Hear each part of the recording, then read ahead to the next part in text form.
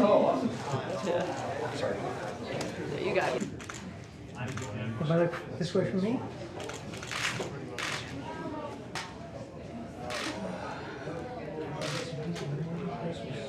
Tabs that go in here, and it's One of the to try to accommodate different. Yeah. Zip. So, but it does. See if you could get into it.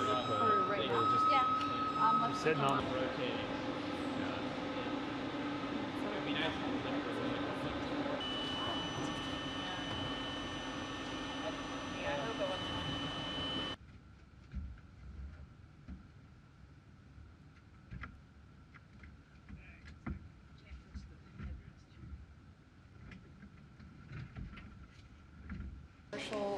Fresh food through your commercial vehicles. What Vicki has told me the plan is for you. Your utensils will be pre-positioned with your crew-specific menu as well. Okay.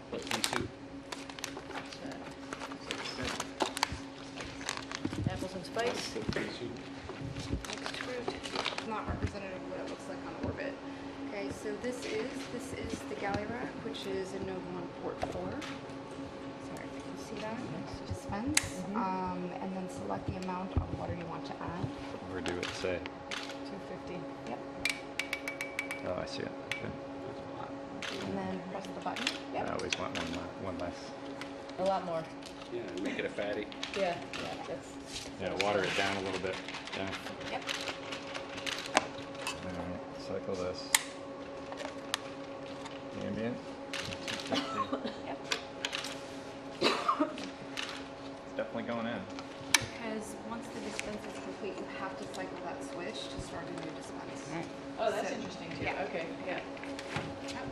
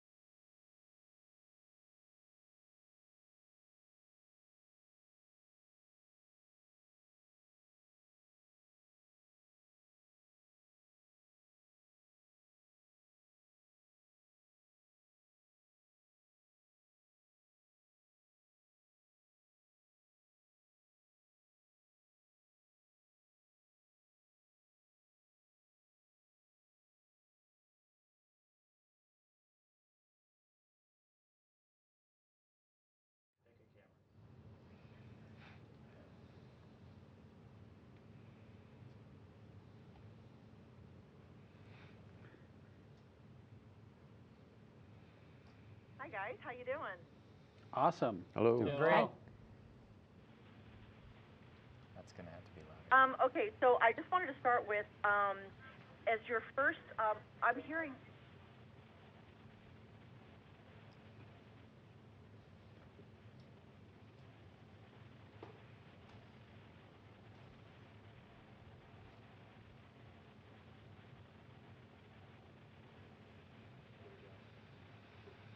How's this? How's this? Is this loud enough?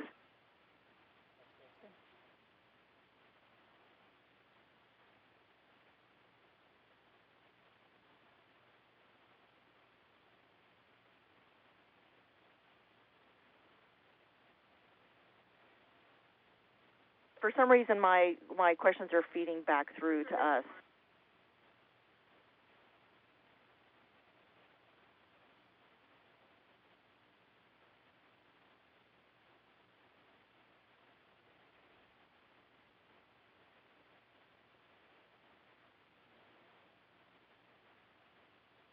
All right, can everyone hear me okay? Great, okay. So as the first crew for like a commercial flight like this, what will be your mission generally? I think for both of the vehicles, the missions that we have in front of us are kind of shakeout cruises to make sure that these new capsules can execute the mission of rotating crews to and from the International Space Station.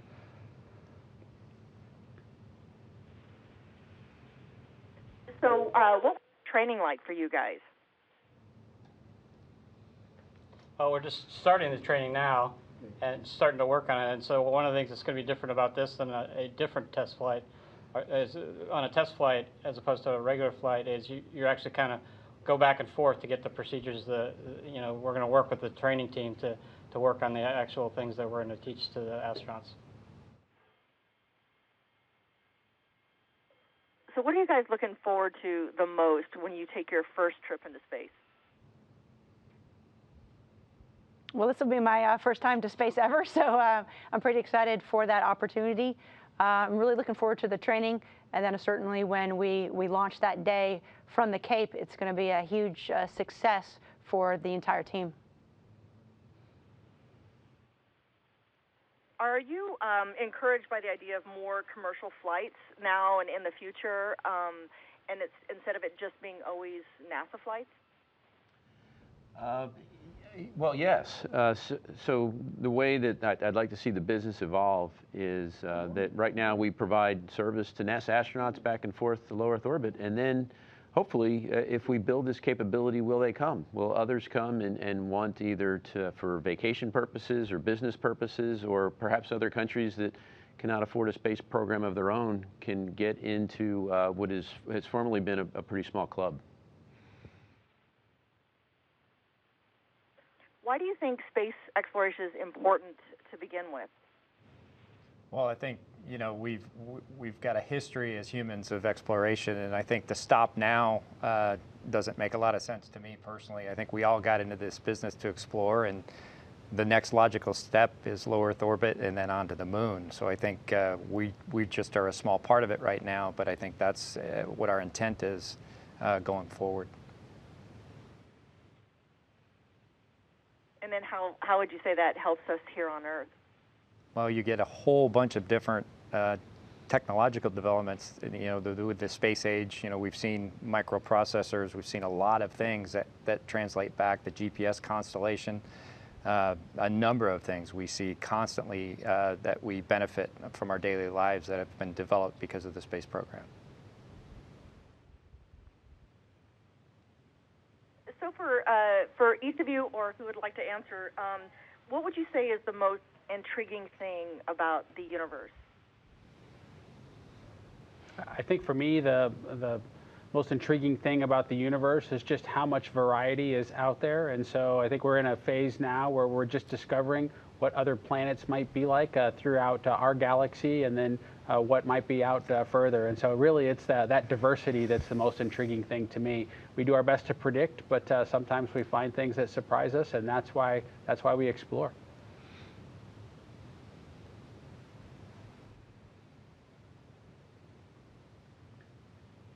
Anyone else? Well, to me, one of the big things about space exploration is that really you kind of get an appreciation. We know quite a bit about the Earth. There's still a lot more to learn, but then when you look out to the space, we have so much more to learn. We know just very little about where we live, going out to the universe and looking out beyond. You've got galaxies with stars, and then you continue to go on. The universe is massive, so there's a lot left to learn. Just a few short days ago,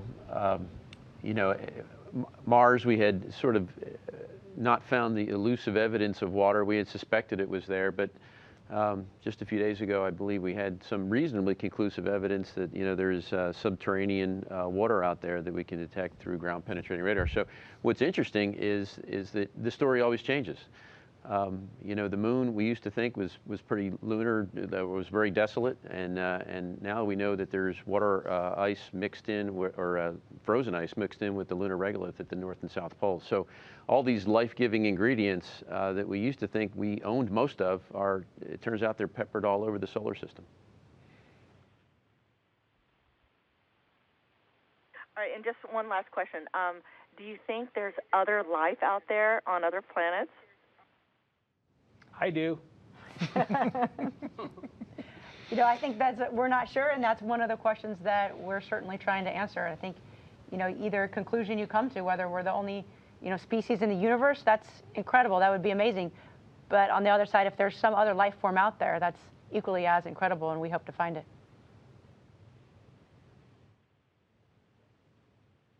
All right. Thank you very much, guys.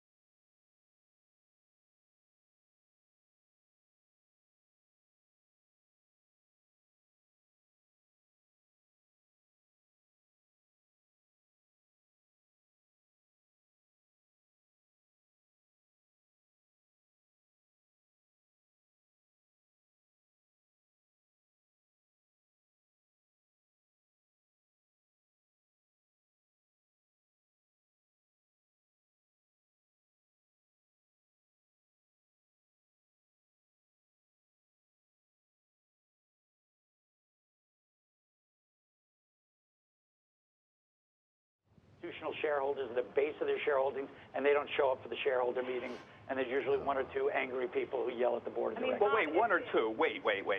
Hi, everyone. This is CNBC. Just wanted to make sure you can hear us all okay? Ownership. Yes. Not just sharing in the upside of the property. Hey, thank you. In the ownership and the management of the company. There was a sort of an assumption, and suddenly that's become bifurcated, and maybe it's just...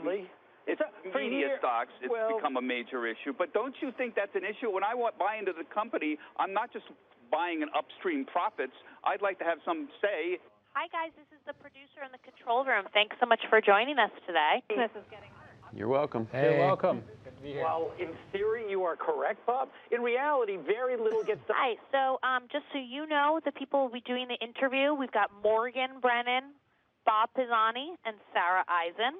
If you guys could just go down the line and pronounce each of your names for me, that would be great. Doug Hurley.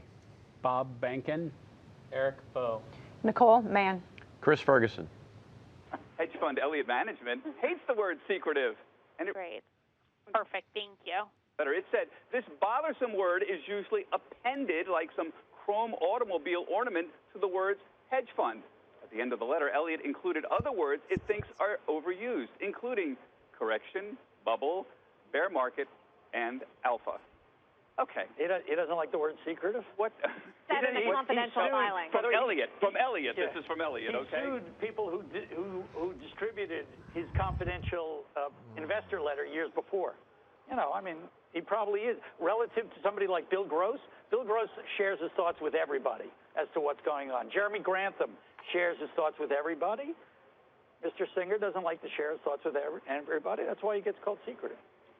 Starbucks is the latest retailer to get in on the crypto craze. The coffee giant is working with Microsoft and Global Exchange on a new platform that will allow customers to pay for items with cryptocurrencies. Starbucks is working on launching the new company by November. Why shouldn't we be able to pay for our frappuccinos with Bitcoin? Because it's a bad currency. It doesn't fulfill the function that currency is supposed to use. By the way, when I first saw the story, I hate to say it, I thought this was fake news. This is the kind of story that's put out by people who are long Bitcoin, who want to get a story out there. Starbucks isn't the only company experimenting with taking Bitcoin. I'm not what they've seen, the data has shown that cryptocurrencies and Bitcoin are used less and less for transactions now. Okay, stand by. We're coming to you next. Agrees with you. I mean, remember, I understand, the but CEO here is very close to the whole cryptocurrency thing. They paid very close attention to what's going on. They have a major investment in one of the exchanges, Coinbase, which may be one of the big ones going forward. And by the way, it's not necessarily, I think that you're right on the observation that as a medium to pay for things, Bitcoin has been a failure. As a store of value, though, well, some people are playing it as a way to play the blockchain game. That's unfortunate. But maybe it's not our business. Maybe if they think there's a future there to do it, people want to do it. I think it's crazy to pay for Bitcoin with pizza, but if they want to do it, I think it's fine. I think it's a very important move towards making it more legitimate to a certain extent. And with the NYSE, I mean ICE behind that, that's not a joke anymore. I think that's a very serious move. But I did think it was fake news when I first saw the story. You know, they put these stories out there all the time to juice the. That's why we have you to filter us out. Let's move on to space, because NASA today announcing astronauts who will take the first trips into space from U.S. soil since a space shuttle flight 7 years ago. Under NASA's multi-billion-dollar commercial crew program, the agency has scheduled Boeing Starliner and SpaceX's Crew Dragon vehicles for launch that starts in 2019. Our Morgan Brennan now joins us with the Team NASA selected to man these missions. We welcome Christopher Ferguson, Nicole Mann, and Eric Bowe for Boeing, Robert Behnken, and Douglas Hurley for SpaceX. Morgan, take it away. Yeah, just for a little bit of context, Sarah, I just want to note, as you mentioned, the U.S. does not currently have the capability to send folks into space right now. We rely on the Russians to do this. So this program and the astronauts we're now sitting down to speak to represent the first time we're able to do this starting next year. That's when the target dates are, since 2011. So thank you so much for joining us today, and congratulations on the news that you will be the first. I want to start with you, Chris Ferguson, because not only were you the last space shuttle commander back in 2011, you worked for Boeing. You've been very closely involved in developing Boeing's Starliner spacecraft for their part of the program. Did you ever think that you'd be going back to space on a commercial mission as the first ever private citizen? Hey, thanks, Morgan. Well, I'll tell you, when we finished up the shuttle program about 7 years ago, I thought my flying in space days were certainly over. Of course, Boeing brought me into their fold shortly after that and interested me in developing our next way to low Earth orbit. So ever since then, I've been a part of the team, and now it's come full circle and have an opportunity to fly it. Really excited about it, Morgan, thank you. And I think, Chris, one of the key things here is that in the past, the rockets have always been developed and operated by NASA, owned by NASA. Now it's being done by Boeing and SpaceX. It's the private sector. It's a very interesting twist, and I believe it's important that we convey that we're now providing a commercial service to low Earth orbit that, of course, our flagship customer is NASA, but that if we build it, will they come? Will other customers come from other places, perhaps space tourism, perhaps other countries that are interested in space programs of their own?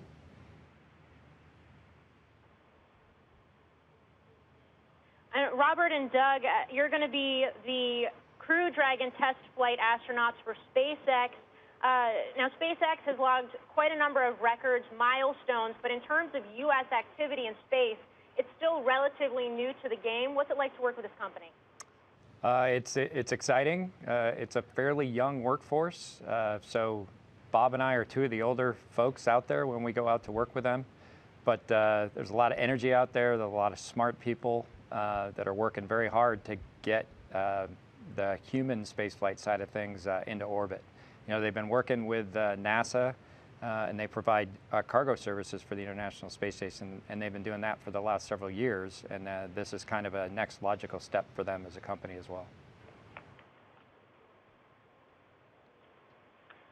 Bob Pisani here. I'll just throw that to any one of you gentlemen. First, thank you for making space flights exciting. As a boy who grew up in the 60s, I am so happy that this is in the news again. You're all making us very proud. We make a big thing about you fellows as a commercial crew program. I'm wondering if there's a difference between all of, and women as well, if there's a difference between the commercial aspects of this and the old the old NASA program? Was your training different in any way? How is commercial different from what we were doing in the 70s and 80s and 90s with the NASA program? I think I would say that kind of the big difference that we've seen, Bob, and great name, by the way, that we've seen is that we really are leveraging technology that's used for a kind of commercial applications, the launch of satellites in SpaceX's case, making some minor modifications to hopefully improve the reliability of their vehicle, and then that reliable vehicle then they'll continue to use on the commercial side. And so that's probably the biggest piece for me is it's not like the space shuttle where every piece, the external tank, the solid rocket boosters, the shuttle itself, were all NASA unique hardware for a NASA unique mission. We're able to leverage quite a bit of technology from the commercial sector, and that makes a big difference in terms of being able to fly often enough to have confidence in the reliability that we should expect. Now, we're going to put up a picture on our screen. It's going to be of the American flag that was affixed to the International Space Station back in 2011 on that last space shuttle mission that, Chris, I know you were on.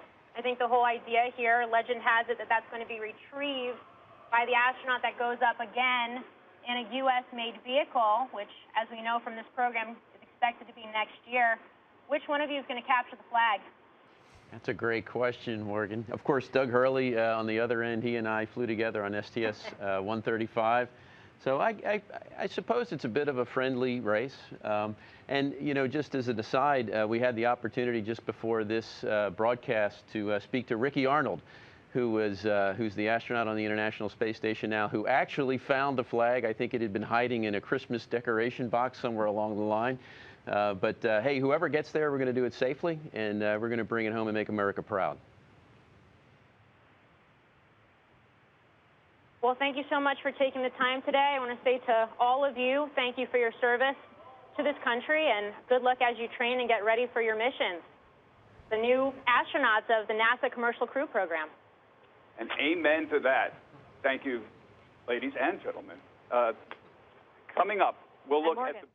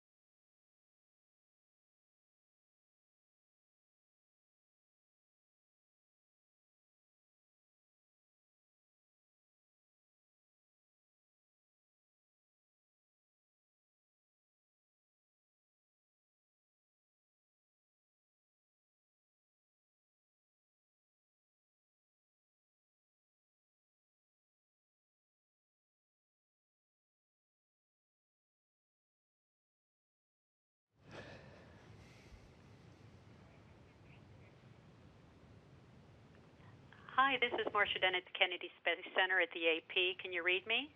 Loud and clear. Loud and clear, Marcia. Well, congratulations, everyone. I don't know who I should start with, but how do you see this as a day in terms of the history of the spaceflight program? Seems momentous. It's a new era. Things are now going a new way. Sort of put that in perspective for me, please. I think from our perspective, we've been at this for a while, and what's a little bit different right now is just the amount of interest that kind of gets kind of generated from an event like this. And so we're really just excited to be able to share what we've accomplished so far and let folks know that we really are getting ready to go off and fly again from the Florida coast. I think that for us, it's going to feel about the same because we're going to be just as busy as we were last week, next week this time. Do you get the sense that you're almost going back to what it must have felt like for the Mercury astronauts, or some of the other early flyers stepping onto brand new spacecraft? I think today the energy that we felt in the Teague Auditorium with everybody there surrounding the announcement was incredible. It's something I've never felt before, and I really think that the country and really the world is going to be behind us, and we're ushering this new era of American spaceflight. I really think it's just the beginning of a partnership with our commercial industries, and then as we look further beyond low Earth orbit, back towards the moon, and eventually to Mars. Tell me, I'm just sort of curious, did you guys have any say-so in which capsule, which company you got assigned to, or did they pick names out of a hat? How did that go down? I'll take that one, Marcia, only because I worked for Boeing. I didn't expect to be assigned to a SpaceX vehicle, but I've been working with that team for about 7 years now, ever since the Space Shuttle program ended. And this is an interesting time, of course, for Boeing, because, of course, their capsule is in the mix, but also the first time they're going to send a Boeing astronaut aboard, up to low Earth orbit in the International Space Station. Tell me, Chris, what are you calling your? I know that in the shuttle days there were payload specialists. Are you considered a spacecraft specialist, a capsule specialist? Maybe they haven't even gotten a real title for you yet. No, you're giving me a lot of good suggestions, though, Marcia. We'll have to see how this all pans out. I think right now we'll stick with the title of a commercial astronaut. And one more for you. What do you think you bring to the flight that your colleagues next to you do not have? What does the Boeing test pilot bring that NASA astronauts don't? Not much, Marcia. I'll tell you, this is a real esteemed crowd. A lot of spaceflight experience here. I've had the pleasure of flying with a couple of these gentlemen in the past. So in terms of astronaut experience, not much. What I think I bring to the table is I've been involved with the Boeing vehicle since day one.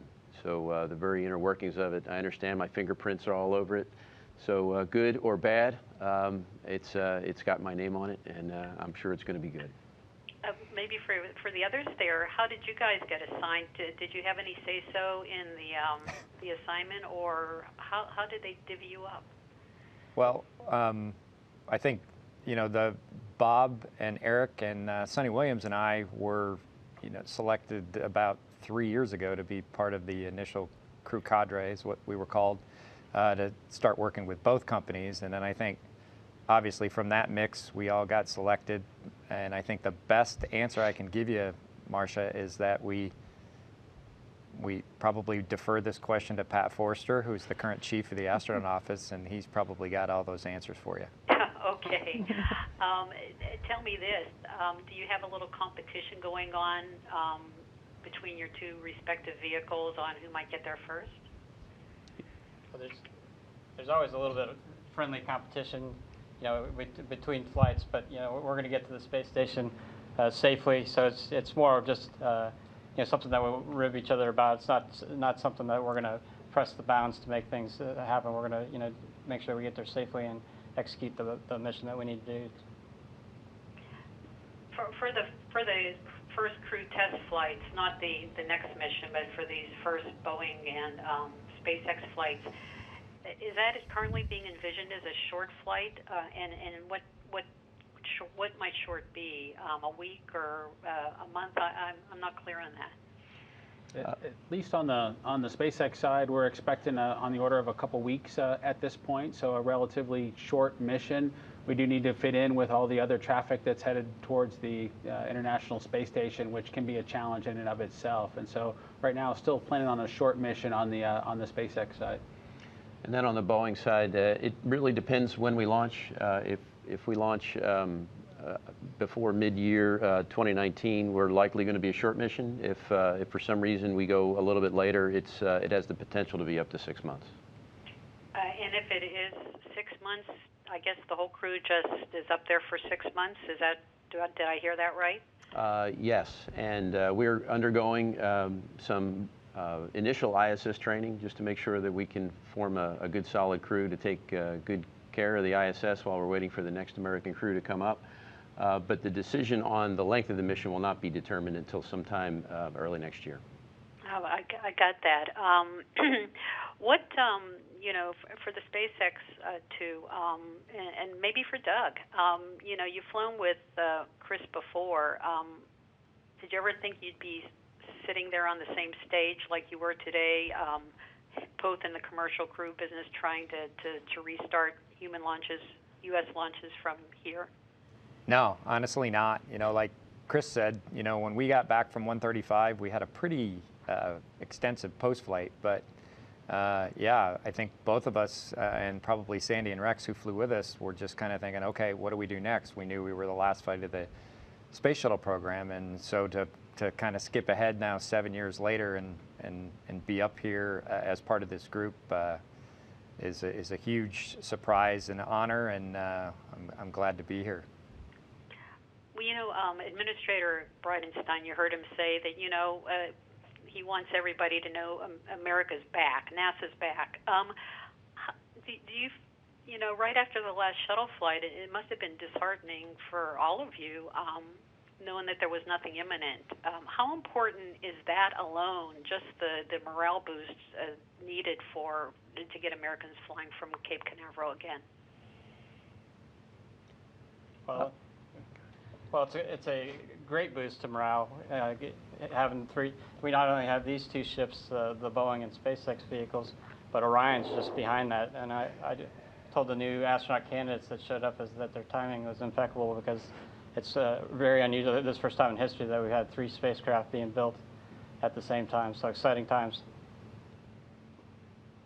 You know, and I sort of touched on this earlier, but you know, you guys you're going to be test pilots. You're going to be the first ones, and sort of harkens back to the, you know, like I said, the early days of space flight, the Tom Wolfe Wright stuff. Do you sort of get that sense that this is not just that there's more to this than just your average space mission, the shuttle mission, as it were?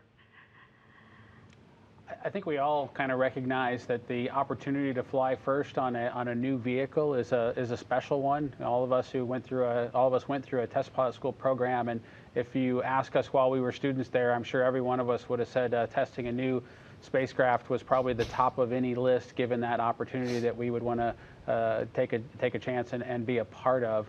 I think really, at least for myself, that aspect of being first and being able to look back on it in history is going to be something that I'll probably cherish after I've done it.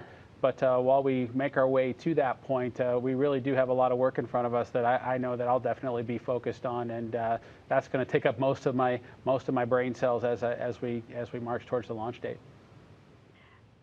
Any anxiety, or I mean, I know you guys don't really get scared, but these are brand new spacecraft, and this is the first time that companies will be doing this. What's any safety worries or personal anxiety that you have to deal with over the next year?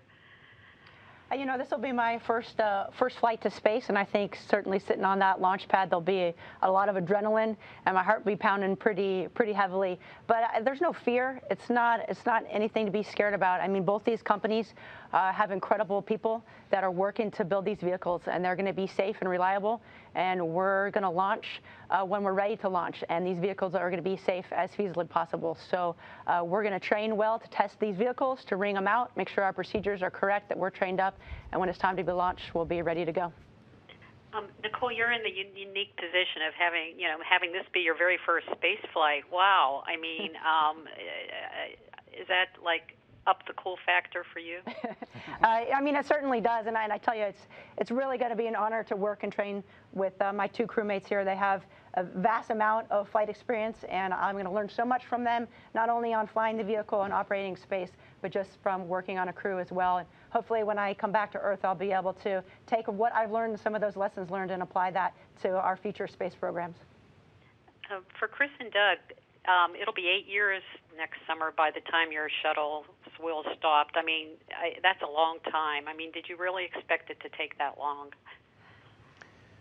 When I embarked on this adventure, I thought 2015 was the right year. You know, for a combination of things, we both find ourselves in a very similar position, getting ready to launch in 2018. You know, I certainly think that we're willing to wait for the right ride at the right time, and one that's safe. So, did I think I'd be here? No, but I'm happy we're flying next year. Yeah, Doug. Yeah, I would agree with Chris, Marcia. You know, it's you fly when you're ready to fly, and you don't push things, and you don't try to rush into, especially the first flight of a vehicle. And you know, all of us have been part of military flight tests over the years, and this is just part of the deal. You know, we do the work we need to do, and everybody, you know, has to sign off and be ready to fly these vehicles before we get on board and actually take them up for the test flights. Whoever goes first, whichever vehicle it is, and even for both of the launches, I mean, is this going to be like one entirely stupendous day when you guys are on the pad ready to fly? Yeah, it's going to be an amazing day for all of us. Nicole will be probably the most amazing because she hasn't done it before. But the other four of us are going to be, you know, every space flight we feel extremely lucky to get the opportunity to fly in space.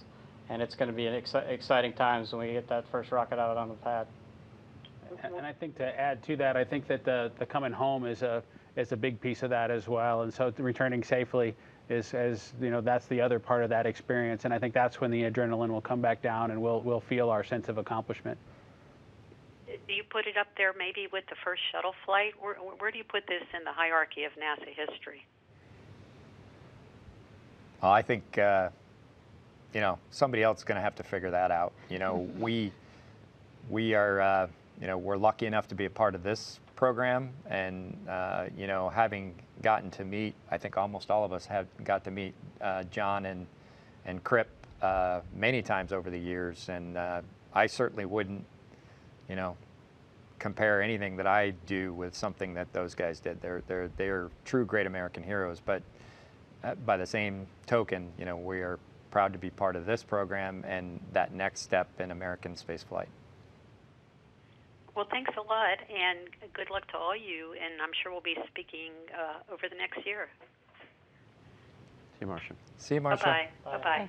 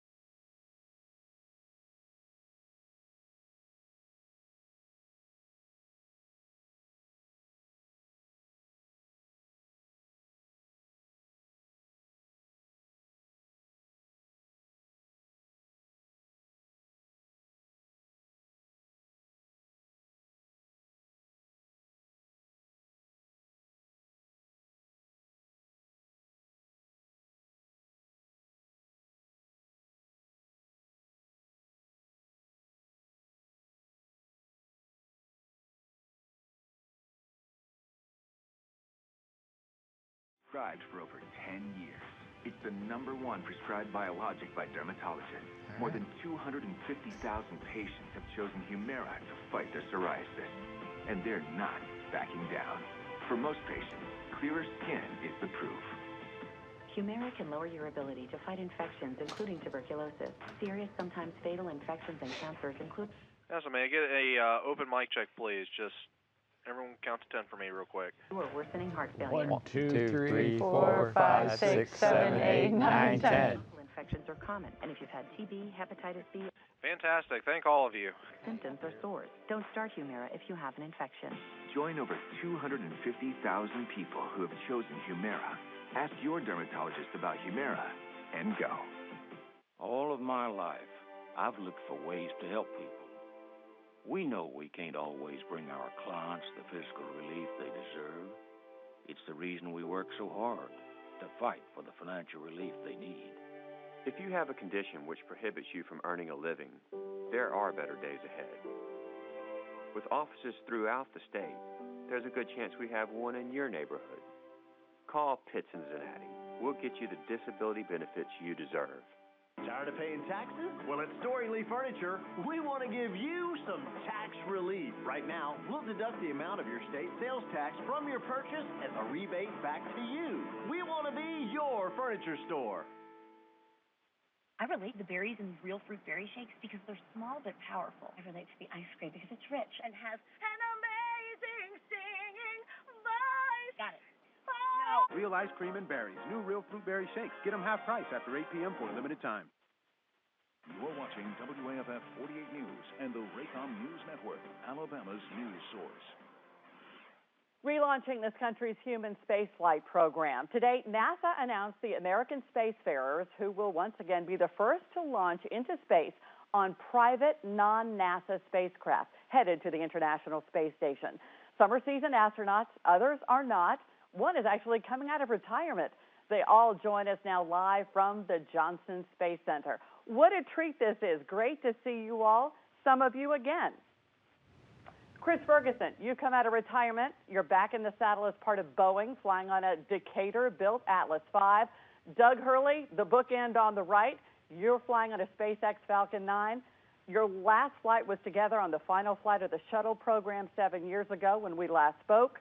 Now, this first flight for both of you on a commercial rocket has been delayed. Will we see a first certified crewed flight on both rockets to the ISS before next November when America loses its taxi service from Russia?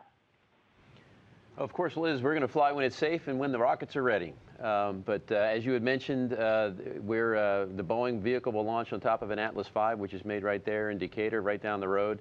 We're very confident that we're on track to fly at least 1 and likely 2, and if we're lucky, maybe even 3 flights next year. But again, we'll fly when we're safe and ready. Very good. Eric Bowe, a seasoned Southerner. Nicole Mann, your first space flight. You both will be part of another first, flying on a ULA Atlas V inside a Boeing capsule. How does that feel? And tell me about your visit here to North Alabama preparing for this maiden voyage. Well, we're honored to get the opportunity to do this, especially on our first flight, flying the first vehicle. It was neat being able to go to Decatur and see the ship being built. It's basically we're waiting to ship it right now, so it's a great treat. And Nicole, it's your first space flight. It sure is, and I couldn't be more excited. This is a great opportunity to fly on this vehicle, and we're looking forward to launching from American soil. You know, as a rookie, I get the opportunity to fly with 2 very seasoned crew members here, and so I'm looking forward to learning a lot from them. What do you think your biggest challenge is right now? You know, I think we're going to start the training flow, and there's a lot of work to do in order to get ready to launch. We're still developing some of the procedures and the operations and the techniques for flying this vehicle, but to be honest, that's really going to be the fun part. We're working with the NASA Boeing team to get that all laying flat. There's a lot of testing to be done, and then there's just training to do to get ourselves ready. So, you know, we look towards next year and the launch, and we'll be ready to go. Very good. Thank you. Bob and Doug, you are both astronauts, married to astronauts. You both have kids. This is a risky profession to begin with, to be the first now for SpaceX. What are you telling your kids? I think it's a risky profession, but one worth doing, and that's the message that I share with my son. I think he's a little bit young to truly understand that. He's just 4 years old. His biggest question once he found out I was flying on a Dragon was whether or not it was going to roar. So that's out there as well. So I definitely have some work to do to make sure he understands and appreciates seeing me launch into space on a SpaceX rocket here early next year. Doug? Yeah, my son was a year old when Chris and I flew on STS-135, so I'm really looking forward to sharing this new experience with him where he's a lot older and can understand kind of how things are and how things go, and just getting to really enjoy that experience in Florida watching a rocket launch. Very good. Okay, last question, show of hands. Which team is going to fly first?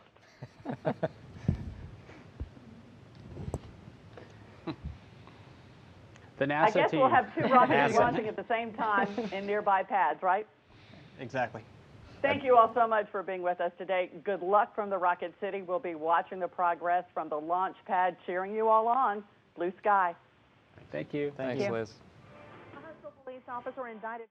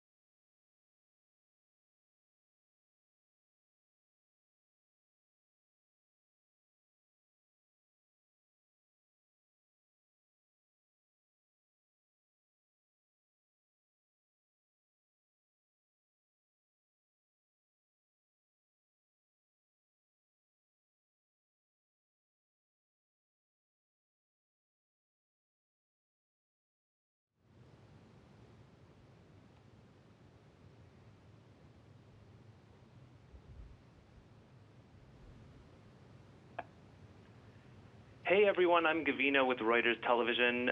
Congratulations on being the first, I guess, U.S. crew since 2011 to head to space. How's it going? Great, Gavino. How are you? I'm doing very well, thanks. So I just wanted to kick off talking about the fact that you're all on a space test flight. And as it's a test flight, do you think you're going to have all the kinks worked out by the time you guys head off? Does that make you any nervous at all, being on the first, I guess, space taxi to the ISS? And I guess I want to direct that question to Bob Behnken, as you have spent a considerable amount of time in space, 37 hours. Do you think you're ready? I think that we're definitely on a path to get ready. You know, we aren't launching today, we aren't launching tomorrow, so we do have some months in front of us to continue our preparation. I do think that being a first flight, I really am motivated. I know Doug is motivated, as well as the rest of the folks who are sitting on the stage here today, to know all we can about those vehicles, because I think if you ask those of us who've flown in space before or even in airplanes before. There's been something that's happened to us that surprised us, and we had to rely on our experience with the airplane and what we knew about it, or the spacecraft and what we knew about it, in order to kind of safely work through or efficiently work through or otherwise kind of make it through and still accomplish the mission that was in front of us. And so I think we're all motivated to do that, and the test flights definitely do turn it up a notch, but that's what we're probably most excited about. And I want to direct this next question to Nicole. You're going to be the first American woman launching from U.S. soil, and so you're obviously an inspirational figure to so many kids around the United States, but you're also the first, this is your first trip in space. So how does that make you feel? Actually, you know, it makes me feel really excited, to be honest. It's an incredible opportunity to go to space and to be a part of this crew. You know, I'm flying with Eric and Fergie, and they have a wealth of experience. And so I'm looking forward to training along these two gentlemen and flying in space. And I plan to learn a lot from them, and we'll bring that back to NASA and then hopefully apply that to our future space programs. And in terms of training, what did you have to go through to, I guess, be ready? Because all the rest of your, I guess, the crew that you're going to be traveling with, they've been to space before. What sort of hurdles did you have to overcome to be able to, I guess, get in the cockpit? So I've been at NASA for 5 years now, and during those first 2 years, you go through your initial training. And, you know, it's spacewalk training, robotics, and how to operate on board the International Space Station. So I've already completed that portion of the training, and now we'll be able to focus specifically on Starliner and getting ready for that flight. So most of you have already worked with NASA and been in space and had considerable experience in the armed services, U.S. veterans. But what does this partnership with the private sector mean? How has it helped NASA, and would you consider it saving NASA's spaceflight program? And I guess I want to direct that question to Christopher, who is the Boeing astronaut today. So Christopher, tell me a little bit about this partnership and how you feel it is good for Boeing and SpaceX and NASA. Well, where I think we're headed in terms of commercial space is in low Earth orbit, where the International Space Station currently is spent over 20 years. I think what you'll see is commercial companies will begin servicing low Earth orbit. So we'll have commercial service for passengers, commercial service for cargo. And what that really does for NASA, you talk about value, is that it enables NASA to focus exclusively on exploration. So I could foresee a scenario where we sort of populate low Earth orbit with whether it's the spacecraft or the cargo that they need to carry on an exploration mission to the moon or Mars, and allow NASA to take over from low Earth orbit and push out to what they call the Space Gateway, which will be orbiting the moon, and then eventually, of course, the ring at the end is going to be the surface of Mars. So this next question I just want to direct to both teams, both Starliner and the Crew Dragon. What is going to be the challenge once you get to the space station? When we look at the launches from Baikonur, we obviously are seeing something that's been tried and trusted before. Is there some sort of special apparatus that needs to be, I guess, equipped on the space station to enable this sort of launch when you get there? Can one person answer from each team? Well, going up to the space station and docking, we will need to hook up the vehicles to make sure, because the idea of the vehicles is to be able to stay on station for 6 months. And so that's some of the things that we'll look at. Yeah, on board Space Station, there's a docking adapter that's built for both spacecraft. So, you know, both vehicles can dock to the forward part of the space station and spend as much as 6 months up there. So, not really a special apparatus. This was all planned in advance, and it's something that both vehicles are capable of interacting with. We've had a lot of chatter about your, I guess, space flight uniforms that you're going to be wearing. I don't know the technical term for them, but tell me a little bit about the Boeing uniform. I see you smiling, Nicole. Tell me a little bit about what it's like wearing that. Well, we call it a spacesuit. And it's a, you know, it's a pressure suit, and so that's for a launch and entry. you know, if you happen to lose pressure in the vehicle, that suit is going to keep you safe and it's going to keep you alive. So they're actually quite comfortable. We do training in the suit, you know, inside the vehicle so that we're comfortable with it prior to launching. And their main job is to keep us safe, and they'll do that. And I think on the SpaceX side, you know, very similar function. You know, the physics is the same. You're trying to hold atmosphere inside a suit where the person is, and so we definitely wear them for ascent. We wear it for entry. We'll wear them to some extent during the docking phase as well. And so there really are just to protect that you still have an atmosphere if you should have a problem with the spacecraft itself. And so I've had the luxury, I think several of us have had the luxury of wearing both of the suits and kind of putting them through their paces. And it is really interesting to see how that simple function of physics of basically needing a balloon to keep your body in if it became necessary results in something that may look drastically different on the outside, but functions very similarly when you actually get to wear it. But the SpaceX version looks rather sleek. It seems to have a little fewer bells and whistles on it. Tell me about, do you know, does it have any different functionality than the Boeing version? No, I think what you're seeing is that on the Boeing suits, the connection for the comm system and for the breathing gas and the cooling gas is up on the upper torso. You don't quite see the one that's on the lower leg. There's a little bit of a cover over it on the SpaceX suit, and so those interfaces are kind of up front and center on the Boeing suit, but they still exist on the SpaceX suit. They're just covered up with a little plastic cover right now on the right-hand leg. So they've got the same functions. You're just not quite seeing them. It's a little bit more subdued on the SpaceX suit. So what's the plan when you get to ISS? You are on, obviously, a test flight. This isn't a mission, so you're not going to be spending extended periods of time in space, presumably. Is it going to just be a high five, saying hi to the crew? Are you going to do any missions for NASA? Are you going to be testing any scientific experiments? I guess maybe I want to hear from you, Douglas.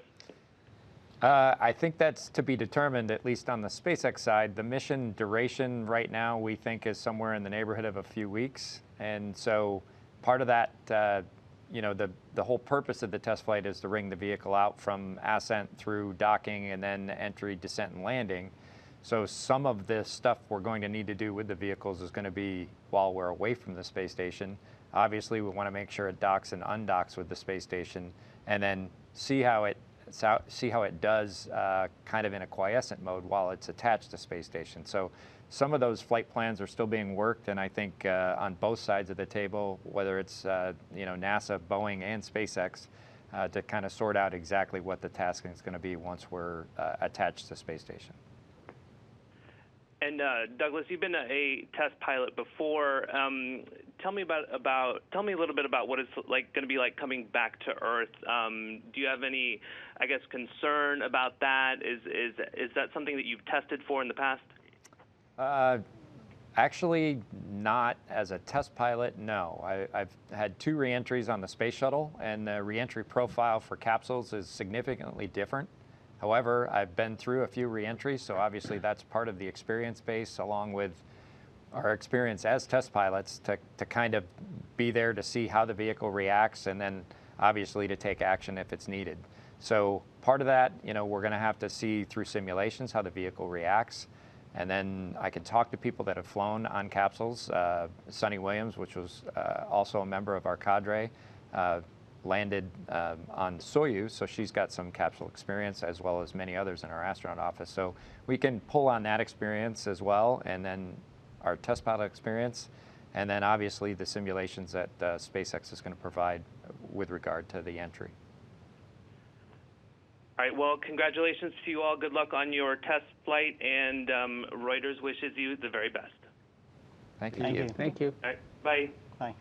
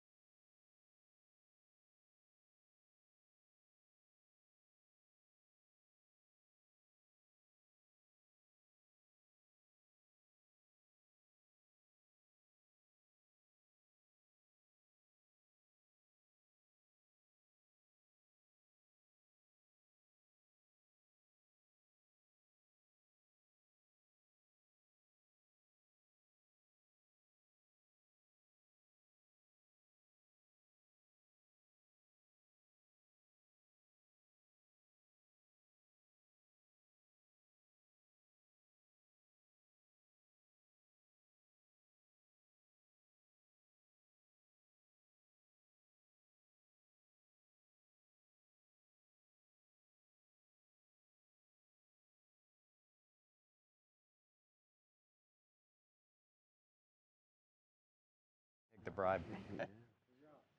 Well, I think it's there's blowing back. Sometimes you see them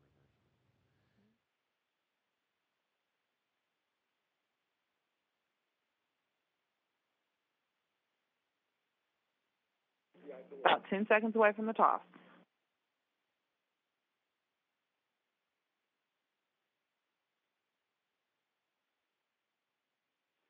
Big announcement from NASA today, and NASA introduced the first U.S. astronauts who will fly on American-made commercial spacecraft to and from the International Space Station, and it's an endeavor that will return astronaut launches to U.S. soil for the first time since the Space Shuttle's retirement in 2011. NASA's up. Astronauts to take the crew the first test flight and missions on both Boeing CST-100 Starliner and SpaceX's Crew Dragon. Okay, they had 9. We got 5 of them here. That's pretty good. I like that. Eric Bowe, Charles Ferguson, Nicole Mann, Bob Behnken, and Doug Burley. So first, let me just give you a mass congratulations here on this assignment. This is tremendous. You know, we live in a part of the country here where you guys are such heroes to us. You know, the people that do this and the bravery and the skill that it takes. A lot of you want to get you all in. Let's start with Eric. Eric Bowe was born in Miami, grew up in Atlanta, piloted the Space Shuttle Endeavour for STS-126 and Discovery on the final flight. So, Eric, I can go ahead and take a close-up if you want. Challenges, what you expect, what you hope to get this thing going as you proceed toward these goals. Could you repeat that question? You got stepped on. Could you repeat the question? What are your goals here initially in the short term? The goals for the flight, or just the goals as we get training? Yes. As the goals we get training. The goals in the train for you. Right. We've done a lot of it. We've been working with the cadre for the last 3 years on the vehicle. We've seen a lot of changes come together to make some really revolutionary change, but there's still a lot of work before we get to flight. A lot of work for us training-wise. We're just starting our training flow, and there's a lot of work just to continue to build the spaceships to have them ready for first flight. So really looking forward to getting to work and working with the team to make this all happen. Christopher Ferguson is from Philadelphia, retired Navy captain, retired in NASA in 2011, has been a part of the Boeing CST-100 Starliner. That flow of getting things ready, Christopher, give us a sense of the people who are not educated on that. What does that mean exactly? What type of things do you do to get ready? So right now we have 3 different vehicles, 3 different spacecraft that are under construction at our facility in a former orbiter processing building out in Florida. So our preparation will include of some academic training, some simulator training, and then some time spent in the actual vehicles that we'll fly in. Pretty soon we're going to send one of our test spacecraft out to a thermal vacuum chamber in El Segundo, California. We'll be out there watching every bit of the way. So it's a little bit of academics and a little bit of hands-on experience with actual spacecraft that we'll fly in. It's a great thing.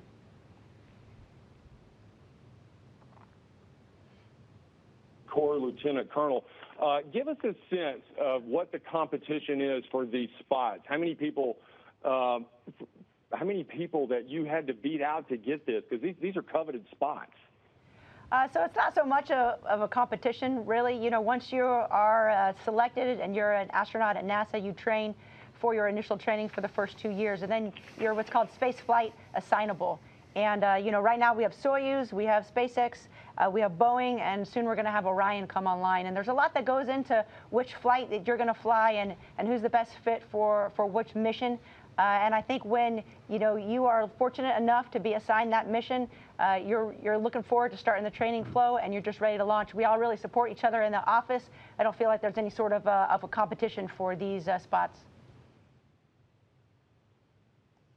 Robert Behnken and Douglas Hurley, want to get you both in. Can you speak to the people about what it's like to see the space program getting some momentum in the direction to get back up in the heavens again? We've got about 45 seconds left total for both of you. Okay, well, the great thing about it for me is to actually having seen us go down to 0 spaceships when we retired the space shuttle. It's just awesome to see 3 coming online right now with the Boeing vehicle, the Dragon vehicle, and Orion as we go forward. It's just an awesome time to be an astronaut.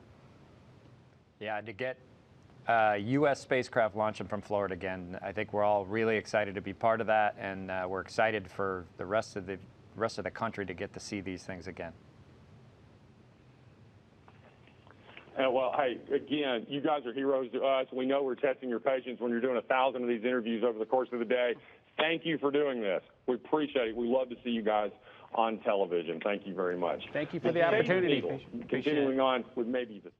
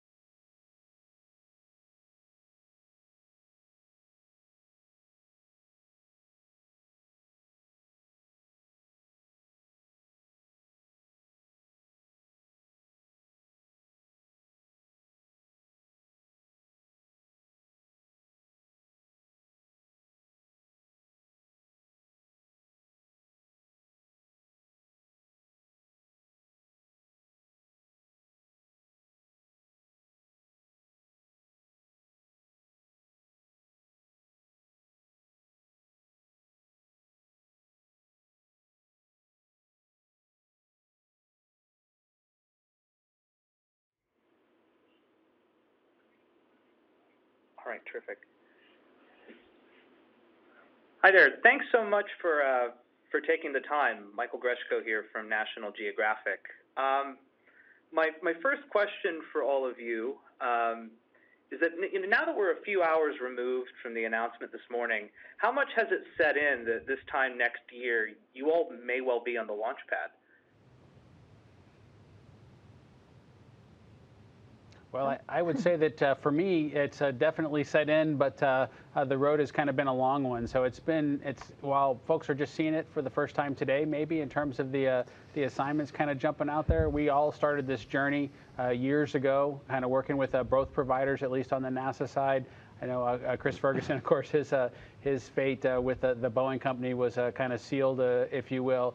But I think for us, it's just really exciting to be able to share what's been going on with the Commercial Crew Program and get everybody else kind of focused on what we're going to accomplish over the next year or so. That's really the excitement that's out there for me. And having folks that I've known for years reach out to me and congratulate me today, kind of to reinvigorate them, has just been awesome. Mm-hmm. And to reiterate from comments that Administrator Bridenstine made earlier today, the Commercial Crew Program will be bringing launches for U.S. astronauts back to U.S. soil on U.S. aircraft. What does that mean for you all, and what does that mean for the country? Well, it means a lot of great things for the country. Having the opportunity, right now we have not only those two vehicles, but Orion, so we actually have 3 spaceships that are in the works, and having the opportunity to get to test and fly one of these vehicles is going to be very exciting, and it's an important time because this gives us the capability. These new commercial vehicles will not only fly NASA missions, but they'll also go out and fly with other groups, universities, other countries, have the ability to bring in other folks to come into the space business. Terrific, thank you. And this question for all of you, based on the training and simulations that you all have done so far, getting down to brass tacks, what's it going to be like to pilot these spacecraft? I mean, how will they compare to the Space Shuttle or Soyuz? It's a great question. The shuttle was developed in the 1970s, so the crew interface with the shuttle could sometimes be pretty complicated. I would say probably the best way to describe it. Over 2,000 switches and circuit breakers in the vehicle, and it was pretty tough for one person to just keep track of everything that was going on. And these vehicles, I think, leverage 30 or 40 years of technology development since then. And then I think an increased emphasis on error trapping and just the crew vehicle interface to make it more intuitive and easier. And then obviously on top of that is some autonomy capability throughout almost the entire envelope of those vehicles. So they hopefully will be much simpler to fly than the Space Shuttle, much easier to fly than the Space Shuttle. And the plan with this program is to have a safe, reliable resource to get us to and from space station. Mm-hmm. And on that note, the question for Nicole, this will be your first space flight, but you're an experienced test pilot. What will be going through your head as you put Starliner through its paces? And for a vehicle like this, what does putting it through its paces actually look like? Well, really, it starts on Monday when we start training, and there's a lot of testing and development to still be done with this vehicle. We need to figure out how we're going to operate it, how we're going to communicate with the ground, what our roles and responsibilities are going to be. So going through that process is going to be great. And then when we have the opportunity to launch, to fly the mission, and then return safely here to Earth, we'll be checking out all of those systems. Mm-hmm. Bob, Doug, oh, no, please. Bob, Doug, does that resonate for you with Crew Dragon? It absolutely does. I think we're in a slightly different mode than Nicole is, because we've been participating with both of the partners for a little bit deeper and a little bit longer than she has. But we're definitely participating. We've got events lined up over the next month where we either travel to Hawthorne or we travel down to Florida to kind of both keep tabs on the vehicle and do what training that we can at this point. You know, as with any test program, we'll probably be fully trained very close to the launch date, because we'll continue to evolve, and we'll continue to make it as optimal as we possibly can right up until the last minute. But definitely really looking forward to it, and our schedules are going to keep us busy over the next year or so. And this is a question for all of you, but particularly Chris. Chris, you're going up as a private astronaut representing Boeing, kind of a first-of-your-kind position. Now and in the years to come, how do you all see a private astronaut corps interfacing with astronauts from public space agencies such as NASA? It's a great question. Now, I've had the opportunity to work with just about everybody on the stage here, and so when we launch, it's going to be a crew concept, right? It'll be a badgeless environment for us. But the question is, what does the future hold? It's very interesting. Right now we sort of serve our flagship customer, which is NASA. But after that, what will come? If we build it, will we develop a customer base for, say, space tourism, perhaps countries that are interested in but don't have the infrastructure, but are interested in forming a small space program of their own. So I think we're sort of at the threshold of, just like commercial air travel was 100 years ago, we're at the threshold of commercial space travel, and what will it look like 100 years from now? Great, thank you. Kind of on that front, as you alluded to, the first big push here is for commercial crews to shuttle astronauts, to and from the International Space Station. But beyond the 2020s, what kind of human presence do you think there's going to be in low Earth orbit, and how do you see commercial crew kind of serving that capability? Well, you can see that low Earth orbit, it's going to be interesting to see how it plays out. But having two vehicles we can, two different vehicles to work with low Earth orbit, the goal is to get it so the access is easy, and that's part of these ships, is to make it simpler, faster, more affordable to get into orbit. And then I think there'll be all kinds of things that will, it's hard to actually tell, but as time goes on, we'll actually see a lot of things grow out of it just by having easier access to space. Mm-hmm. And it's no secret that that it's been kind of a winding road to get to this point. There have been a couple years of delays. What should the general public make of those kinds of delays? And as test pilots in this kind of program, how much is that kind of rescheduling par for the course? I guess I'd kind of jump out there. A couple years ago, I had a house built, and there are significant challenges, even with an experienced contractor, getting a house built. And folks build houses all the time, but we had a lot of difficulty getting one done on schedule. Spacecraft, quite a bit more complicated than that. And I expect, really what I would like the public to take away from this is that I wouldn't say that there's something that we've identified necessarily that is super unsafe whenever there is a scheduled delay. But what we are doing is making these vehicles as safe as we possibly can as we kind of go forward. And so that safety aspect is really the fundamental reason why the schedule ends up being so challenged, because when we do find something, we do need to address it. We typically don't just ignore that and say, hey, that's a risk that's out there. We typically try to address it if it's something that was unforeseen, that cropped up in testing or cropped up in someplace in the development cycle. So I would like them to really focus on safety when they see those schedule changes. Gotcha. Thank you. The last U.S. seat on Soyuz, as of right now, is scheduled to return next November.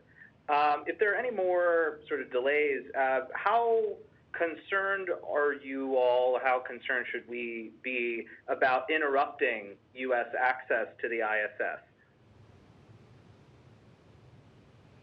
I think we definitely do need to continue to maintain our presence on board the International Space Station. For folks that follow it closely, you'll see that we do have failures from time to time where we do need to swap out a critical piece of hardware to preserve that orbiting laboratory. And so whether it's a pump module or a piece of electronic component, we definitely do need to swap that hardware out. And that takes a crew, it takes care and feeding to keep the space station healthy and operating. And so anytime that we don't have access, we'll be putting that $100 billion asset at risk. And so I just look at it as critical. I think that we all do, and I think it's one of the reasons that on the commercial crew program side, there's been talk about even extending one of the early missions if we found ourselves in that situation.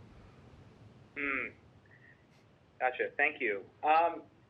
Sort of a break of a question for you. You've been extremely generous with your time, all day today, fielding not just my questions, but questions from everyone everywhere. Are there any questions that you kind of wished that somebody would ask you at this moment that no one has yet? And if so, what is that question?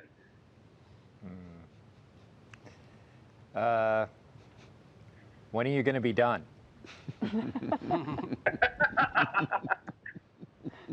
No, just kidding. No, I think it's been a fun day. It's been an exciting day, not only for us, but I think for the agency, for the country, for these companies, and we're just, I think, honestly, we're happy to be here, and we're proud to serve. I think, as we say quite a bit, but I think we've been asked a lot of questions today, and I think we have some more to go, but we're happy to do it, and it's a privilege to be here.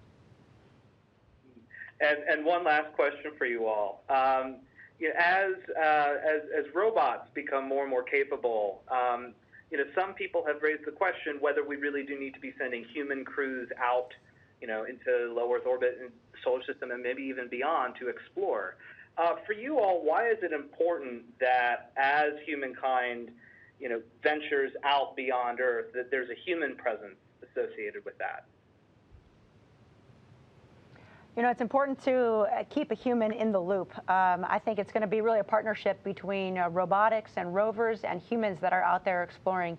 And that's going to expand our capability. So, for instance, if I'm on the surface of Mars, I may have 3 or 4 robots or rovers with me, and that will expand the area that I can then see. But we don't have artificial intelligence developed enough to this point to make a real-time call on my entire environment and use my training to know what I need to be looking at or how to respond to a situation. So I think we'll continue to have humans in the loop, and I think that the robotic capability that will add to us will just make us even stronger. Terrific. Well, thank you all so much for your time. Congratulations. And thanks again. Have a good one. Thank you. Thank you.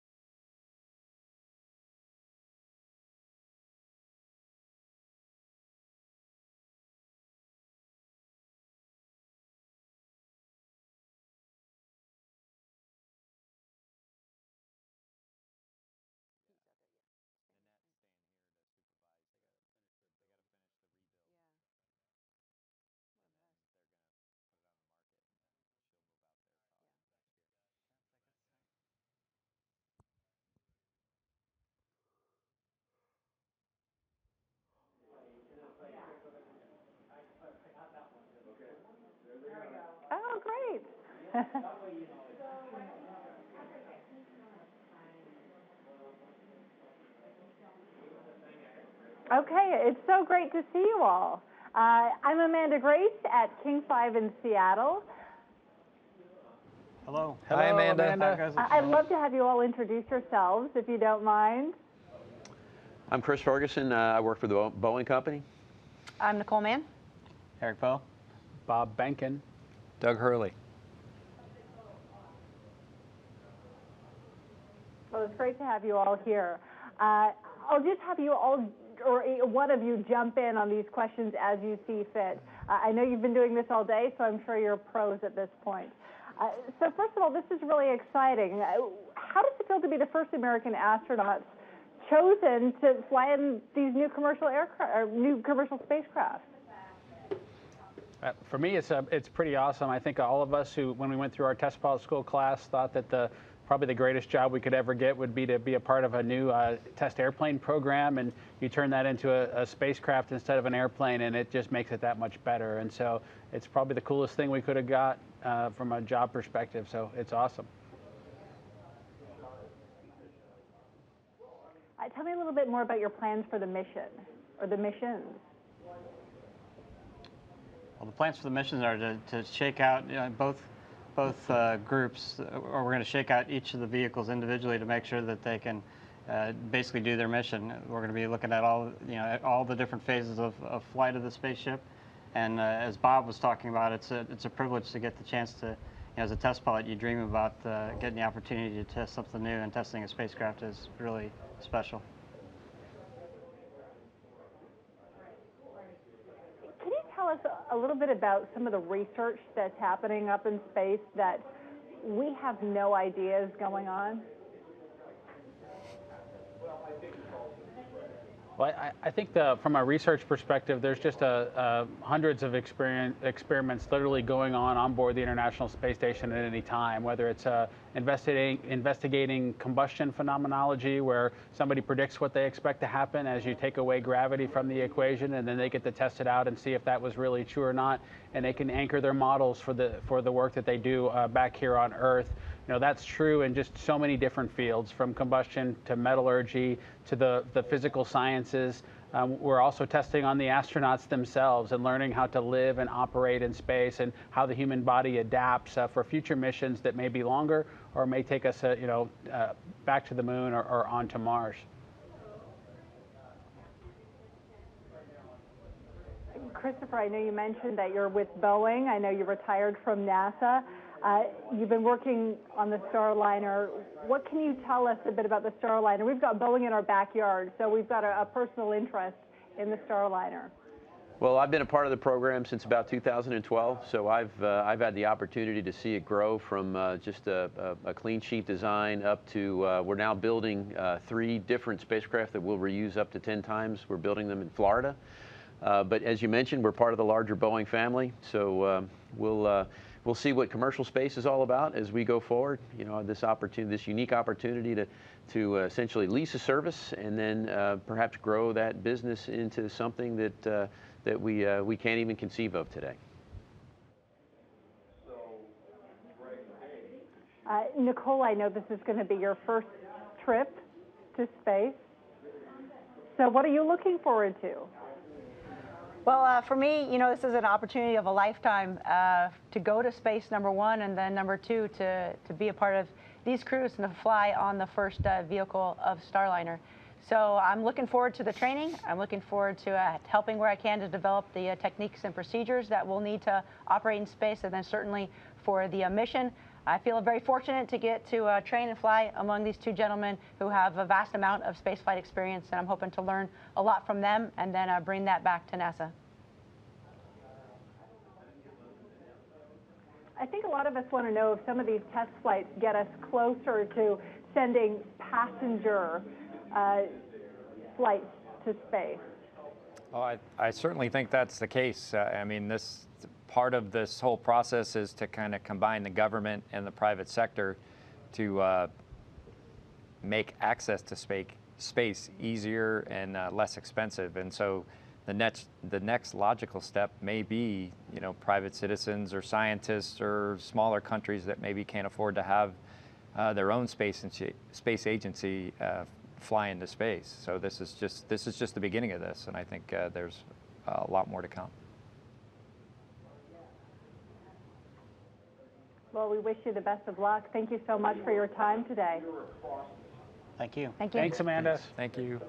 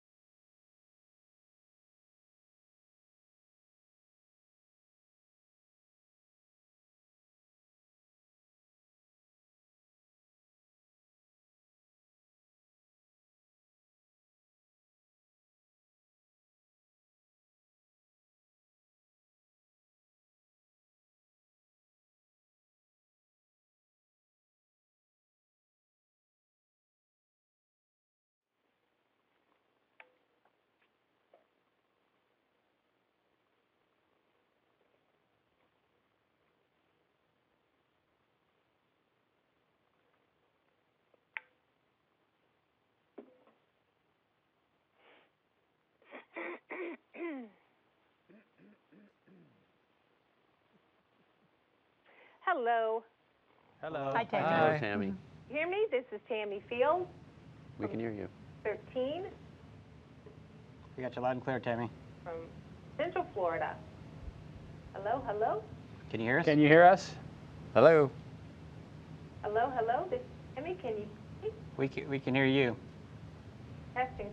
Can you hear me? She can't We hear can us. hear you. I don't think she can see us here. Hello, hello? Hear me? Yes. We can. Yes. We can hear you.